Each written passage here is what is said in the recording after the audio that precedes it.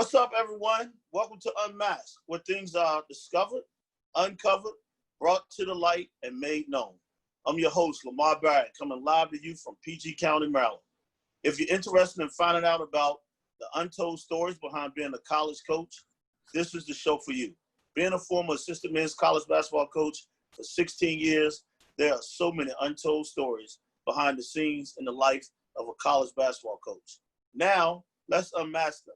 Today's guest is a Hall of Fame player, a young and bright assistant coach. Even though he's been in it a little bit more than 10 years, he's a former co-worker of mine when he first started in the business coaching. He's a future head coach in this business in my eyes. I saw it from day one when he first got in this business. And he's a Pawtucket, Rhode Island native, TJ Sorrentine. Now, TJ had an outstanding career. University of Vermont, and I talk about it. I know he just had his jersey retired recently. They had an outstanding run at University of Vermont. He's in the New England Hall of Fame, which is an outstanding accomplishment. And then he went on to play professionally played professionally from 05 to 08. And I know a lot of people, if you see TJ, you remember for the famous shot versus Syracuse in the NCAA tournament. Gus Johnson yelling from the parking lot, Sorrentine. So, and then also he's been at Brown University since 08.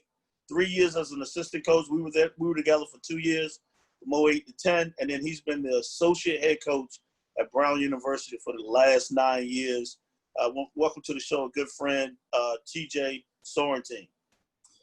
Lamar, thanks for having me, brother. Appreciate you reaching out and getting me on the show. Doing a great job, hearing a ton of good things about it. So it's my honor to be on the show with you, and look forward to chopping it up for a bit. Yes, sir, man. You know what, man? Let's go right ahead and get unmasked. TJ, you jumped in. You were, 25, maybe 26, if that. There's no handbook, man, in to being a college coach. You've been around basketball your life. Your father was a coach, and so you've been around it for a long time. Tell me about your first day, first week, first month after things are done with human resources or orientation, like especially when no one gives you direction. Like even though like I've been there, but like everyone wants to create their own niche. Coach Agel, who coached you in college, is an assistant coach in Vermont. Now you work for him. He's the head coach at Brown, but no one really gives you direction. Everybody try to give their own niche. But tell me about how that was, man. Yeah, Lamar, it's a great point. I had played basketball all my life, and just going through all that stuff just to get hired was kind of a whirlwind. And then Coach Agel got the job in the summer, so it was like literally I got hired, and 2 days later I'm on the road. So I pull up. He says, "I'll go to this Hoop Mountain event in New Hampshire," and so I'm like, "All right, cool." And basically, it's like, check out a couple guys, but then just figure it out. So I pulled up to the Hoop Mountain, and with my brown shirt on, and I walked to the door, and the guy's like, "All right, that's $300," and I'm like, $300 for what? Get in and watch the game. I had no clue about packets or anything, so I'm like, all right, dip in. Fortunately, I had some money. I was just playing overseas, so I gotta go to the ATM. So I run to the ATM and get $300. Give him the money. He gives me a packet. I have no idea what it is. I walk into the gym, and there's 400, 500 kids. So I just go stand next to a couple coaches, act like I know what I'm doing, and just start watching basketball with no idea who I was watching. And then I kind of got a little more comfortable and figured some stuff out. But to say shock and just something I've never experienced in my life is an understatement for sure.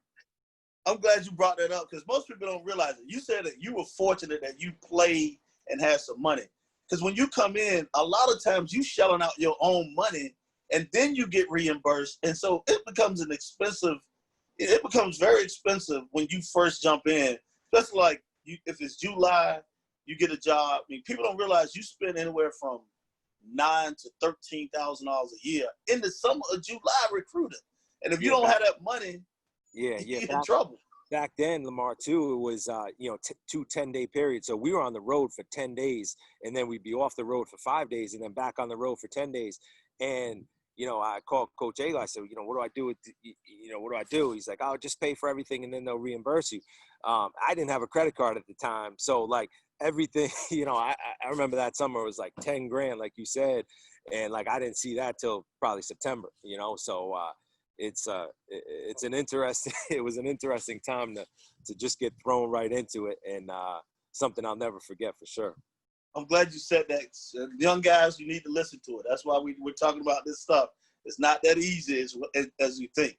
Talk about recruiting a little bit, man. So recruiting, it's the lifeline of college athletics. You got to get good players and good people to be successful. And even in the Ivy League, like, it's even more like you got to get kids with grades. So yours is even added on more because you want to get the best players, the best students, the best players. Don't matter about top 100, top 150. That doesn't matter. You want to get the best players to help you win. Here you got to get good people. But talk about your best and worst recruiting stories. Yeah, I think just overall recruiting, I think you hit it on the head. Like, it's, and you taught me this early. It's all about relationships. You're not going to get players or, get leads on guys or find out about players if you don't build great relationships with people. And you need help. You could be the hardest working guy, but if you don't have help, it doesn't matter. You need help. That's, to me, that's the most important thing. And you speak about the Ivy League. I think one funny thing that, your guests will probably, get a kick out of is, in the Ivy, we recruit, and you were with us for 2 years. A lot of the schools recruit the same guys because there's only so many guys with grades. So we know who we're watching going in. So we do a lot of legwork before we even go on the road. It's hard for us to just go to an event and watch a kid and say, oh, I like that kid, I want to start recruiting him. Because 9 times out of 10, he doesn't meet the academic qualifications. So we know who we're looking at when we go on the road. So and when we see other schools in our league watching games, it's kind of a little bit of cat and mouse game. And for me, one thing I like to do is, and I'm divulging, one of my tricks here, but it's all good for you.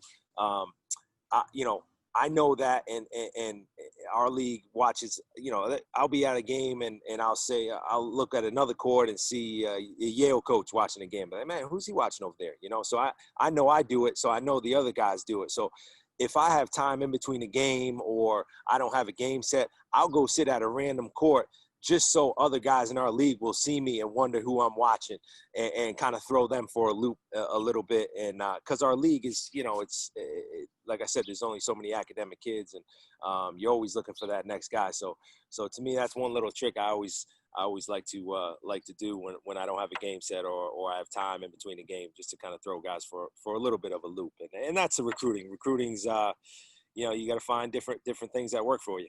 So that's a little funny one I have for you. I love that. I love that, though. I love the little trick, man. And I remember you doing that even early. Like, you got these guys guessing, trying to figure out who you looking at. Yeah, it's crazy. Then we all know this, man. Just college athletics in general. It's, 12, 15, 17 hours a day. You're working 355, 360 days a year. Even when you have vacation, you really don't have vacation, trying to get kids at campus. You talked about, like, you always got to be ahead of the game because you got to make sure kids' transcripts are able to get in school, scouting reports. Like, it's so much stuff. But what did you have to give up or sacrifice achieving your current level of success? Yeah, I think it's just, especially when you have a family, it's, your time with friends. I think, me being local, growing up in Providence and having a lot of my friends around, I don't see them. You're basically, your basketball is your life. Your team and your players are like sons to you, and you spend so much time with them, and your coaching colleagues are the guys you spend the most time with, other than your wife and your kids. And so for me, that's, you're giving up your social time. You're not, if you're working and doing the things the right way, you really don't have a social life. And that's fine. I think you have to know that going in and be willing to to do that. Some people say balance. Yeah, it's balance when with your family. I think because when you're not in the gym, you're not in the office, you're not on the road, then you want to be with your family. So I think that was, for me, was something I learned pretty quickly, especially coming from playing, because when I was playing overseas, I was overseas for 10 months, and then I come back for 2 months, and all I was doing was hanging. I was hanging out every day, every night. I learned pretty quick that those days are over, and I was good with that. And I think it's helped me, really become and get to be the coach I want to be today. Awesome, man. Like, you've always been a student of the game. I mean, and then we get the scouting reports, and that's like, people don't understand that. Like, you work for Jesse Agel, that's one thing. And then, and then you work for Mike Martin, who's a terrific coach as well. Or work with. I don't like saying work for anybody, work with. But like, we all know is that person, that coach's scout, how invested he is, how much time he put in it. He's on the sideline, he's yelling, screaming. He's like, look, man, we went over this stuff a million times.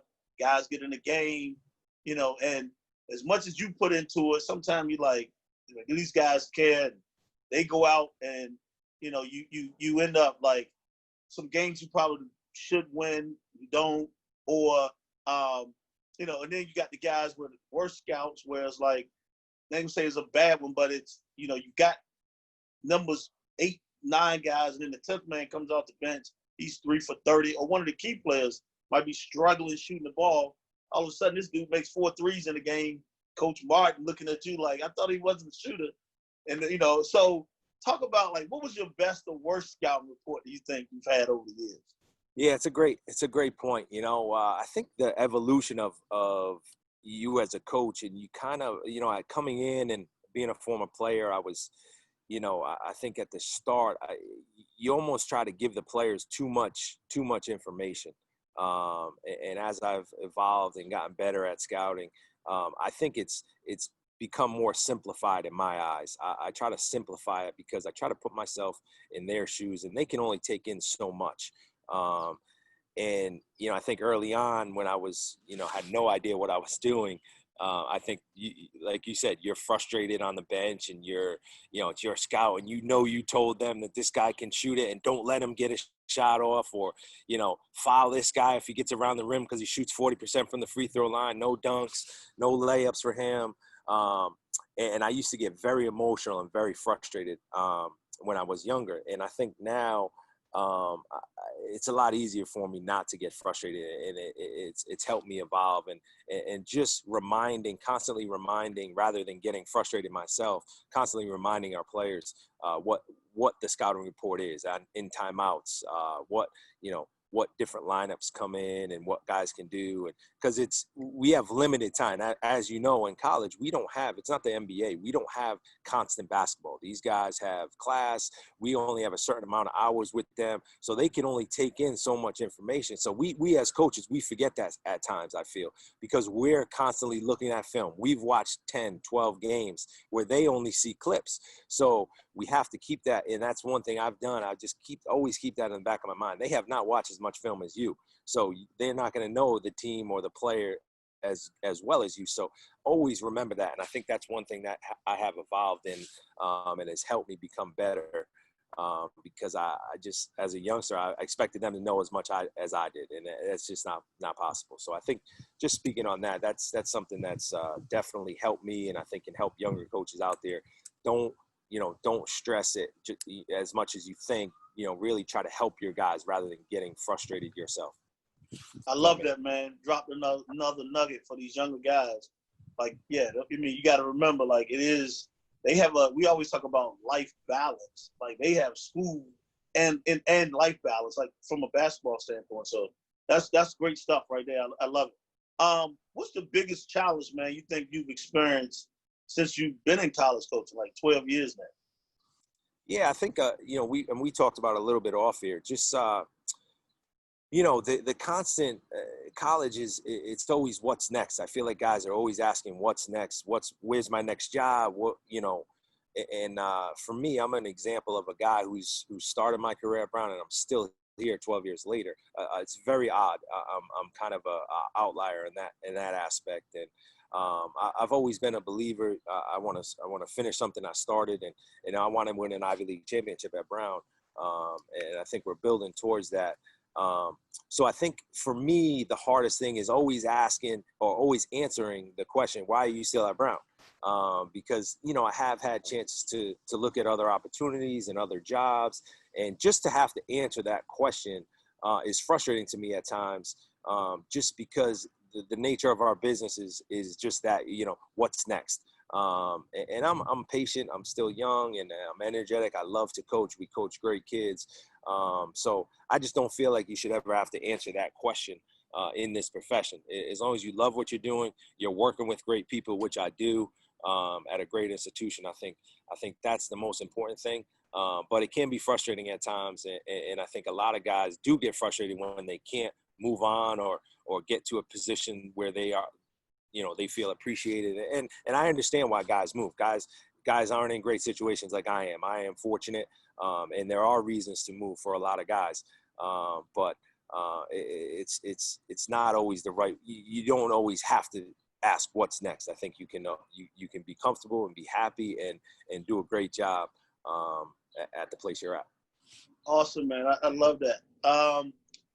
Do you ever find out, because I said it, I think you're going to be a head coach in this business. I just think you have it. But do you ever find that there are things about you that people might misunderstand? That's a good question. I try to, as a young coach, I was probably a little more, outgoing, especially on the road, talking to people, chopping it up, and just trying to get to know people and get to know their stories. And I think as I've gotten older, I don't want to say become a little standoffish. I just kind of, I don't go out at night anymore on the road and hang out with guys and probably my relationships. I have a good network of guys that I'm in the business that I love and I'm close with, but it could be bigger if I did those type of things like I did when I was younger. So just, I think, just being a little bit more to myself, maybe can come across as a little standoffish, but just to myself. And, I think that's maybe a misconception, if I had to be totally honest, and I don't, maybe that's not the case, but that's just something that I would think about for sure. And I agree with you. I've seen you when you first started. So then it was all, you know what, I'm coming in here, I got a job to do. I'm in, watching this guy, bam, I'm going to another gym or another court. So, I mean, that's you talking about. You keep talking about the evolution. That's growth, where you understand, like, yo, I'm here to do my job. I can handle everything else later. So, I mean, I respect you for that. That's just growing up. That's just being a little bit more mature, understanding what you're there for, and you can handle that later on.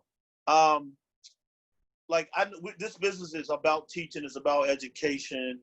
And you talked about, you always get great kids when you're in the Ivy League. But what do you try to teach your guys besides just basketball? Yeah, I think our program, the evolution of our program, and why we've really turned the corner.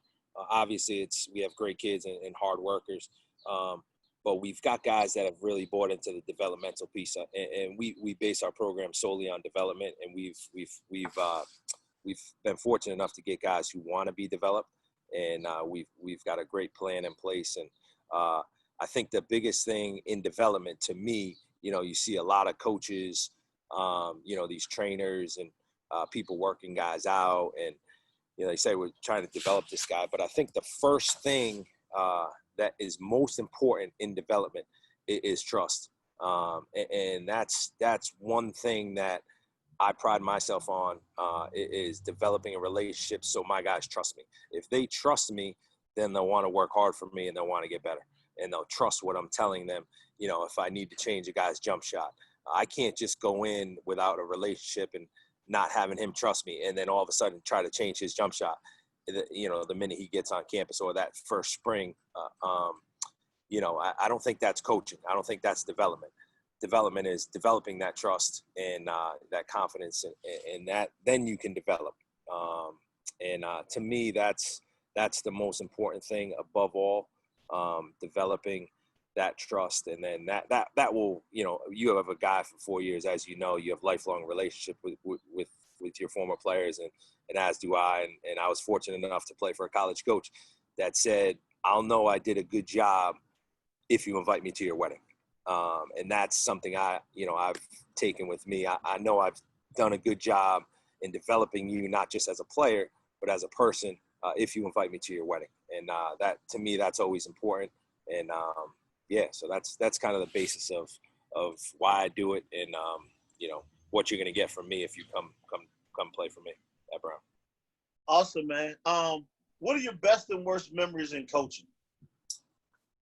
Man, worst memory was we were up by, I don't know, I think you might have been with us. We were at Harvard. You might have just left. We were at Harvard. We were up 20 going into the half, or 22 points going into the half. And then we came out in the second half. We hit the first three-pointer. Kid Adrian Williams banged a three for us. We were up 25 with like 18 minutes to go. We lost that game. Were you on the? Were you with us then? You remember that? Is that the Chris Grelja? Is that Chris Grelja with the fouls at the end? No. This was at Harvard. This is at you. So that was the previous year. Yeah. So, and needless to say, they came back and beat us. And I'll tell you what, I've never, I mean, there's probably not, if you did the math, there's probably not enough time and possessions, if you did it the right way, for them to even make up the 25 points.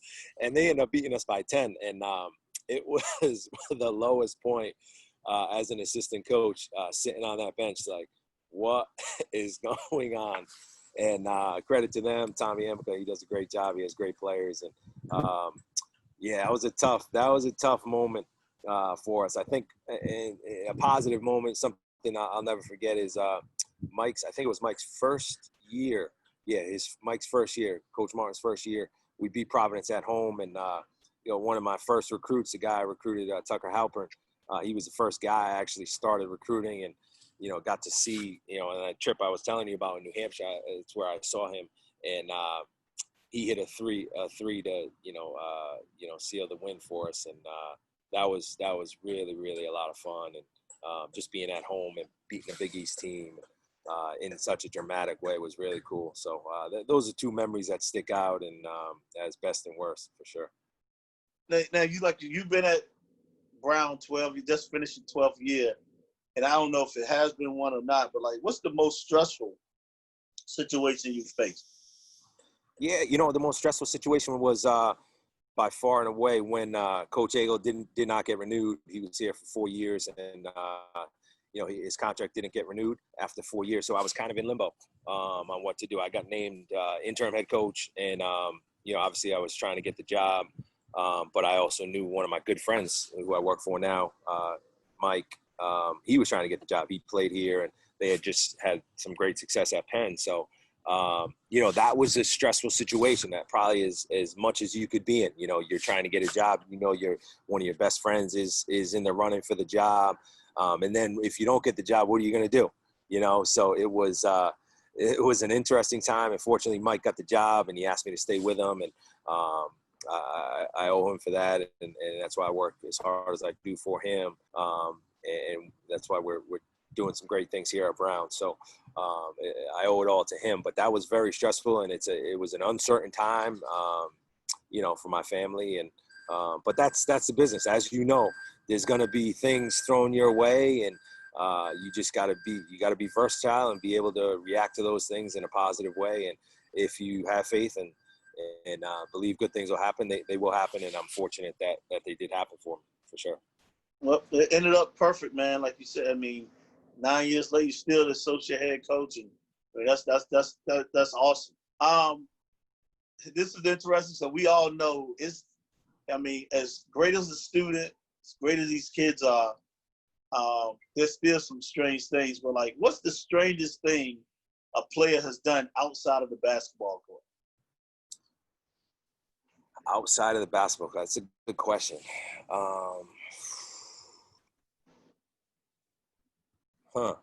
Good question.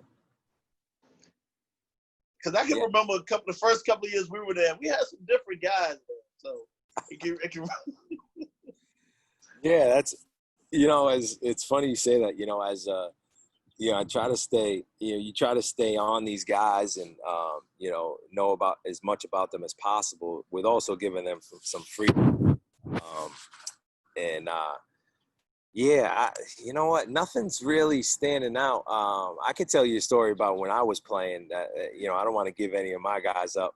But I can, when I was playing, I always say, I'm so glad we didn't have social media back when I played, because I don't think I would have made it through. I mean, we had some fun guys on my team. And one thing we did was, this is a funny story. So up in Burlington, Vermont, there's a street called Church Street. So, and there's a bunch of bars and restaurants. And so one night during the season, we went out and we had a water balloon launcher, and it launched water balloons 100 yards. So literally me and four of my teammates, we're all starters. We're all, this is my senior year. And we go out to the, have this great idea and go out to the, this quad that's right across from Church Street and fill up, 20 water balloons. And we start launching water balloons at the bars, people waiting in line to go in the bars. And people are imagine standing in the line waiting to get in the bar, and you're getting hit with a water balloon from Lord knows where. And we just were launching them. And I mean, just so dumb and young and dumb. And and then finally the police came, and one of my guys actually got a ticket. We all ran away. And but if there's social media now, I try to tell our guys all the time, like, you have to be careful, man. There's a camera everywhere. And so, like, back then we didn't have camera phones and none of that. So we ended up getting, we were fine. And my boy got a $75 ticket. But something, you do something crazy like that off the court today, you're on camera and you're suspended for Lord knows how much, You're right. TJ, I keep talking about it. You're going to have your own program one day, and you've been at Brown, so obviously you've been at an institution of really higher learning, and you played at Vermont, which is still, like, it's a really good academic school. A lot of people don't even know that as well. So you get a chance to get your job, and you're not picky or any of that stuff, but, like, what would you look for from an institution? What would you look for from an institution when you're starting to, build your program? Yeah, just someone who shares the same values. I think that's the biggest thing. And, the developmental piece to me is always going to be a staple in a program that I'm a part of. If you believe in development on and off the court, and you'll give us every opportunity to develop, I think, to me, that's the most important thing. I can work with everything else in my eyes, being around for this long. I think I've seen a lot of different things. And to me, that's the support in development of my players and student athletes. That's the by far and away the most important thing. If you're in line with that and you want to develop these kids to be the best possible people and players, I can work with that. Everything else we can figure out. But to me, it's the overall development of our players, and that has to be first and foremost in my eyes. And yeah, so that would be it for sure, without even a question. I'm gonna ask you this question because I know this is gonna relate back to your first couple of years. You said something a little bit early, and this is the first time I've asked this question on the show. You very outstanding player at Vermont. You go to play pro. You had a chance to play in the summer league with the Miami Heat, so you had a chance to be down there with them. But now you're transition from player to assistant coach, and, like, you're at a different level than these guys from the neck up. Not even talking about basketball. How was that transition, man? Like, especially you were passionate, you worked hard. Like, how was that transition for you from player to now assistant coach? Yeah, it was really hard, at the start, because I really did. I thought, everyone had to be like me to be successful. Had to be in the gym nonstop. Had to, live and breathe basketball. And, it was good for me. It's been great for me just for my growth coming to a place like Brown, where the Ivy League and just the balance of life for these kids. And, to be honest, it's actually, helped me, realize that you can be successful and you can be really good, and you don't have to be like me, or be like I was when I was a player. I had to be like me because I was 5'11", I was white, I wasn't the most athletic guy.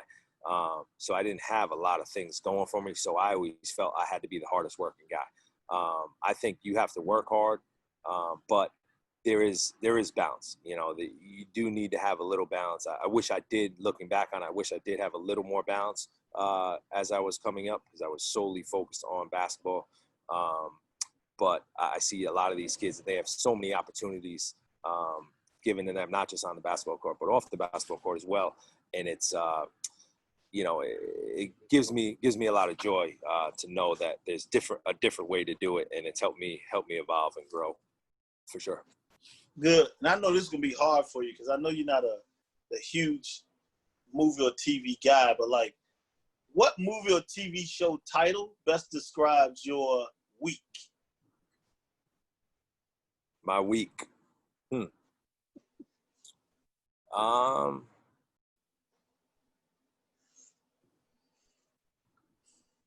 question. I like that question. Movie or TV show? You know, I've actually been watching a lot more shows than I have ever with this pandemic. So I'm trying to think of something recent that I just watched. There's a good one. We'll come back to it. I'm gonna ask you before we go, so you think about it a little bit. And I was around with you for 2 years, so I'm sure that this has grown a little bit. What's your favorite word or phrase that you like to use? Man, you gotta ask. I mean, there's a million phrases that my former players and they always bust my chops because I got a bunch of different phrases that I use. So I'm sure they would have some good ones. What's the one? I got a bunch, but good one for you. What would my guys say? Man, I'm drawing blanks over here. I'm killing you.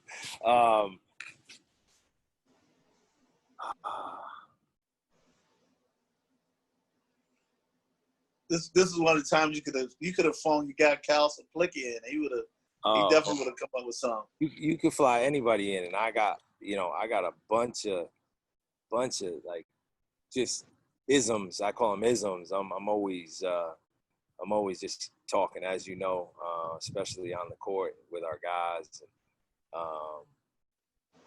You trash talk with the best of them. So that's why I know. That's what I know. Yeah, I do. And now I do it without playing, which is nice too, because I don't have to tax my body. Yeah, we're gonna have to come back to that one. Let me think about that. All right. Now, what's the best piece of advice you've ever been given?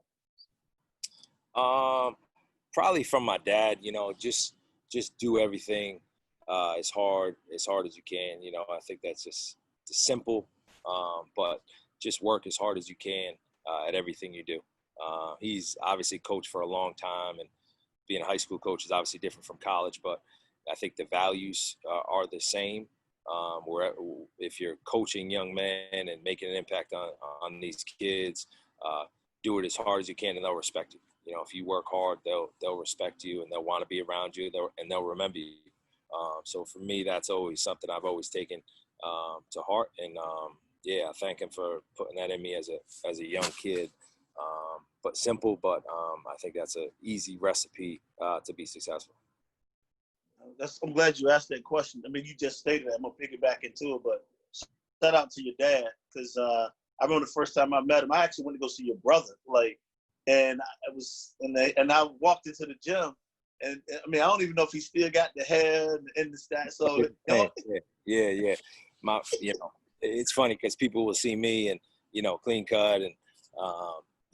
They beat my father, especially our guys now, and he comes in, he's got sideburns and long hair, and they get a kick out of him, and he's like, hey brother, what's up, brother? You gotta get a rebound, you gotta go get that, and he's forever coaching them, when he sees them after the games and whatnot, and they're kind of like, whoa, like I didn't expect that out of him, and that's kind of how that's how he's always been, and that's why he's had an impact on so many people that he's coached, and I try to just emulate him and do the same thing he did for the people he coached.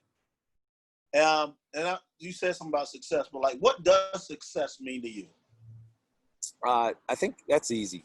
Just having an impact on these kids. I think obviously everybody wants to win. I want to win. I was solely focused on winning as a player.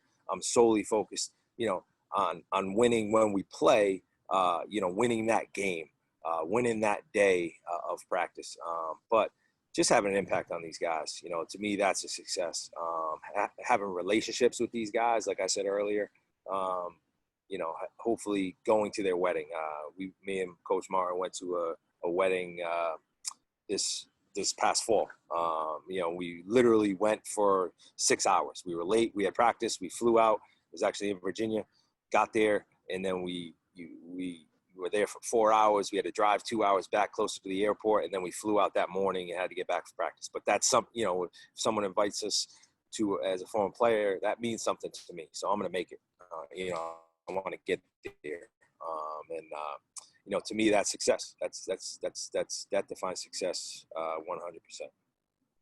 Well, I'm gonna ask you this, man. Like, where is your happy place? Especially like, you recruit a kid hard, you might lose one, or tough game you lost, and then now you got the beautiful kids. So, but like, where is your happy place? Yeah, my happy place has always been in the gym. I love to be in the gym. I love to be in the gym with our guys. To me, that's my basketball happy place. And obviously, you mentioned it, being with my kids and my wife and my family is always going to be a happy place. But from a standpoint of, a job and, I love being in the gym. I love, being in the office. You can't even when it's frustrating and you're disappointed, being with your guys, being with your colleagues, those are times you'll never forget. After a tough loss, talking about, oh, we should have did this, we could have did that. After a great win, and can you believe it? He played great. Just those conversations to me are what make our profession so great. To be able to have those conversations, because a lot of people, they work a 9 to 5 and then they go home. And they're not talking about their job with their colleagues because they're just getting through the day, or they're focused on their task at hand. We have the opportunity to, do a job, coach a game, coach a practice, and then we congregate and talk about it. And to me, that is awesome. Like, there's not a lot of professions like that allow you that opportunity. So on a daily basis, so it's really a blessing to be able to do what we do. And to me, that's nuts and bolts of it. Awesome, man. Like, you've always been, what I like is you've always been a confident person, not a cocky or arrogant. And I think that's what makes you who you are. You talked about it, man. I was a 5'11" white guy. I wasn't athletic or whatever. But like, you just always had a confidence about you from playing days, even when you first got the job. Like, people probably didn't know what you talked about. Like, oh, I really didn't know what I was doing, but you still walked around, and I think that makes a big difference when you're confident and you're not a self-promoter as well. But if you had to choose 3 adjectives to describe yourself, like, which would you choose? Yeah, I think that's a good question. Obviously, I talk about hard work. That's obviously the first and foremost. That's what, when people think of me, I want them to think of me as hardworking person in anything that he does. I think caring is always something we talk about with our guys. Care for others, be able to show emotion and show that you care in everything that you do. And then I think energetic. I think you got to bring energy. You got to have positive energy all the time. And the energy you bring, especially in our profession, it feeds off. It goes off onto your players, goes off onto your staff. So if you can bring a positive energy and always smile and kind of uplift the room, I think that's something I always try to do. I try to keep it light, it's just keep people positive and comfortable, and that's to me, that's important. So, what person and or event has had the most influence on your life? Yeah, I mean, obviously, I think my dad, he's the one that has, you know, been a mentor to me and someone who, to this day, you know, I still look up to. So that's an easy one for me. And I think I'd be remiss, you know, an event, you know, obviously, you know, it still gets talked about today is the you know, the game you talked about it, the game against Syracuse. I mean, I think I'm synonymously known for the guy who hit that shot against Syracuse. Now it's not so much the kids that know me; it's more the parents, and that tells me I'm getting old. But it's funny, you know, it still comes up. Even this we didn't even have March Madness, and so I spoke to Seth Davis, and Seth Davis did a story on it. Even just this past spring, you know, it's still relevant, and it's crazy. You know, I got my jersey retired and in the fall, and you know, the people up in Vermont, you know, to do that was an awesome experience. And but it would, you know, that probably wouldn't happen if we didn't beat Syracuse. And you know, it's something that's followed me around. And people always ask me, are you you ever get sick of it? And how could I get sick of it? You know, it was one of the greatest moments of my life. You know, I look back and the joy that it gave my family was better than the game. You know, knowing now and hearing the stories about how excited they were and all that stuff, that to me is what it's about. You know, and I just hope, you know, my kids, my players have a chance to experience that too. And I know you felt the same way when you were in it. And that's what we chase. We chase, you know, the excitement and the thrill, and just to have these kids experience the utmost, you know, the highest level of excitement with this game. So Good stuff, man. I'm gonna ask this because we're right towards the end, and so I'm gonna go back to it. Maybe you have an answer, maybe you don't. But like, anything on the movie or TV show title? Anything pop in your head? Yeah. So I can give you my what I say a lot every time I walk in the gym or something. I'll be busting our guys' balls and get him out, get him out, get him out, get him out. You know, I think that's one of my, just say it, you know, I just, you know, get him out, get him out. You know, I'll be in the office, get him out, get him out. That's something I constantly say. I mean, there's a ton of different things, but that one that just stuck out for me here. So I wanted to get that to you. Man, I can't come up with a TV show. It's a great question. I'm gonna have to get back to you on that one, man. Send you an email or something. I gotta think about that. Look, you can do that. But no, knowing what you know now, man, and you've been 12 years in. Like, what would you tell your younger self, like, to prepare for as an assistant coach? Yeah, I think just don't be so emotional. You know, don't get so high with the wins. Don't get so low with the losses. You know, I think it's, you know, as a young, and I would tell this to any of the young coaches, and we talked about it with the scouting reports, you know, be invested, do your job, but don't be so emotional. You know, don't get upset at, you know, a guy because they let a guy get a 3-pointer off. You know, they're not trying to let him get a 3-pointer off. They're trying to do what you tell them. It's just not that easy, you know. So don't be so emotional. I think that's, you know, and even on the bench, you know, I think I've grown. You know, you as a youngster, I think back, just so emotional and so just outgoing and trying to show your emotion, and just, you know, you can be emotional and be passionate, but you don't always have to show it. And I think that's something I would tell my younger self for sure. Don't be so emotional. Awesome, man. Well, look, I want to thank you again, TJ, for being a guest on the show and being unmasked. Is there anything you want to say to the viewers before we go? No, I appreciate you having me, man. This is awesome. It's great catching up. Yeah, subscribe, baby. Subscribe. I appreciate that, man. And thank you, viewers, for watching another great show. Stay tuned for the next guest as we get them unmasked. See you next time, and stay safe.